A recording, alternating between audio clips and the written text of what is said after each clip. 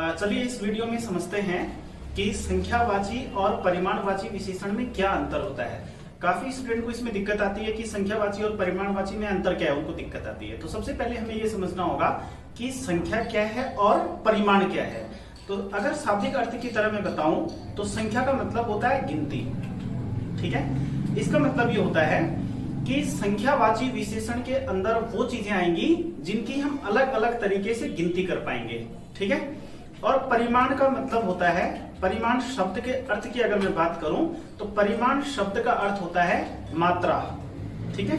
और मात्रा का मतलब मापतौल से ले सकते हैं। मापतौल मतलब क्या हुआ कि संख्यावाची विशेषण के अंतर्गत वो चीजें आने वाली हैं जिनसे संख्या का पता चले या जिनको गिना जा सकता है, जिनको अलग अलग गिना जा सकेगा, राइट। और परिमाणवाची विशेषण के अंतर्गत वो चीजें आएंगी जिनकी हम लोग माप तौल कर पाएंगे। जैसे उदाहरण के माध्यम से समझते हैं, ठीक है। मान लीजिए एक उदाहरण यहां पर ऐसा लिखा जाए, सीता 5वीं कक्षा में पढ़ती है। सीता 5वीं कक्षा में पढ़ती है। अगर ऐसा एक वाक्य लिखा जाए, सीता 5वीं कक्षा में पढ़ती है, उदाहरण के तौर पे हम इसे ले रहे हैं। आप थोड़ा सा सीरियस होकर के इस पे ध्यान देंगे तो आपको ये चीज बहुत अच्छे से समझ में आ जाएगी। अगर मैं यह वाक्य लिखूं यहाँ पे कि सीता 5वीं कक्षा में पढ़ती है, तो यहां पर देखिए कक्षा यहाँ पे संज्ञा है, समूहवाचक संज्ञा है, ठीक है। और यहाँ पे जो ये 5वीं शब्द लिखा हुआ है ना, 5वीं शब्द जो लिखा हुआ है, ये वाला शब्द है यहाँ पे विशेषण। अब आप सामान्य से ध्यान दीजिए कि कक्षा जो है ना वो 1, 2, 3, 4, 5 अलग अलग गिनी जा सकने लायक चीज है, ठीक है। इसी के साथ में एक एग्जांपल और लिखूं, अगर मैं एक एग्जांपल और लिखूं, सीता 2 किलो आलू लाती है, ठीक है। सीता 2 किलो आलू लाती है। तो यहां पर जो आलू लिखा हुआ है ना यहाँ पे, ये बहुत इंपॉर्टेंट है। जो ये आलू है ये 2 किलो के साथ लिखा है, और यहाँ पे जो 2 किलो है ना, ये हमारा यहाँ पे परिमाणवाची विशेषण है। कैसे? क्योंकि जो आलू है ये गिनी जा सकने लायक चीज नहीं है, बल्कि तोली जा सकने लायक चीज है। 2 किलो, 10 किलो, 2 बोरी, 1 बोरी, या इस तरह से हम इसे माप सकते हैं।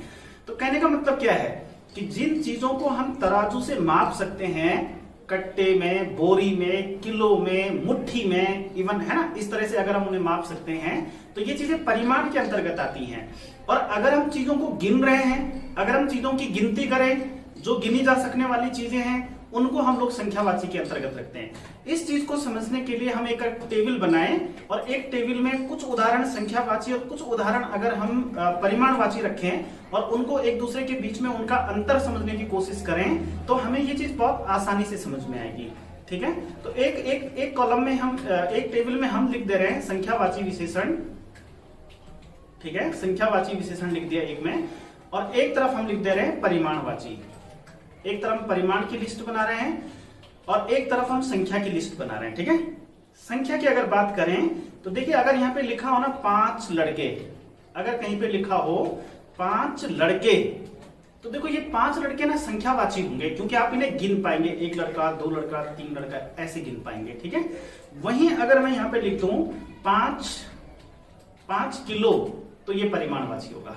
अब आप थोड़ा सा ध्यान दीजिए कि ये अलग अलग कैसे है ना, क्योंकि 5 किलो अगर मैं आलू लिखूं या फिर 5 किलो अगर मैं चीनी लिखूं तो ये चीनी तोलने लायक चीज है ना। और मैंने क्योंकि 5, इस वाले 5 के साथ मैंने क्या लिखा है, लड़के लिखा है, तो लड़के तो तोलने वाली चीज नहीं है ना, लड़के तो गिनने वाली चीज है, ये तो आप ही जानते हैं। तो अगर आप इसको इस तरीके से समझेंगे तो आपको ये बहुत अच्छे से समझ में आएगा। अब हम इसमें ना कुछ एग्जाम्पल और ऐड करके इसको समझने की कोशिश करते हैं अच्छे से, ठीक है।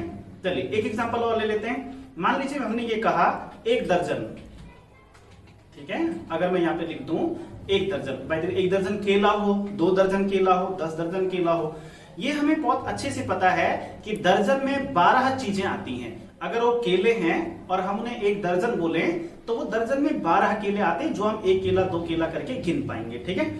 लेकिन वहीं अगर मैं लिखूं 1 बोरी गुड़ लिख दूं यहाँ पे, ठीक है। तो 1 बोरी गुड़ लिख दूं। अब देखिए 1 बोरी क्या होती है भाई, माप, ये तोलने वाली चीज होती है, इसलिए यहां पे बोला गया, ठीक है।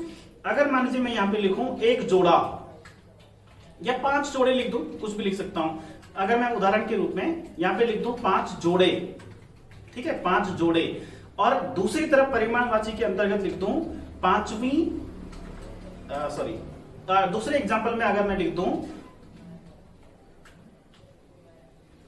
5 मुट्ठी, ऐसा लिख दूं, ठीक है, हमारे पहाड़ों में मुट्ठी भी एक माप होती है, 5 मुट्ठी लिख दूं, तो 5 मुट्ठी जो भी आप लेंगे, 5 मुट्ठी चीनी ले लेंगे, 5 मुट्ठी चीनी ले लीजिए, या फिर 5 मुट्ठी आप चावल ले लीजिए, या फिर कुछ और ले लीजिए, 5 मुट्ठी एक माप होती है। तो हम क्या समझ पा रहे हैं इसमें, हम ये समझ पा रहे हैं कि संख्यावाची विशेषण के अंदर हमेशा वो चीजें आएंगी जिनको हम गिन सकेंगे, जैसे 5 लड़के, 5 पेन, 2 पेन, 10वीं कक्षा, 5 गुना, इन सबको हम गिन सकते हैं, ये संख्यावाची हैं सब।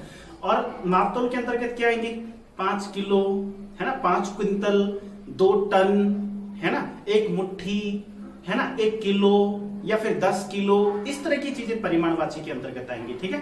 तो ये बहुत आसान है, अगर हम इसे थोड़ा सा ध्यान दें कि परिमाण का मतलब माप होता है या मापतोल होता है जिसे तोला जा सकता है, और संख्या के अंतर्गत वो चीजें आती हैं जिनको गिना जा सकता है अलग अलग। अगर हम इस पे थोड़ा सा ध्यान देंगे तो परिमाणवाची और संख्यावाची को समझने में हमें बहुत दिक्कत नहीं आएगी। Thank you.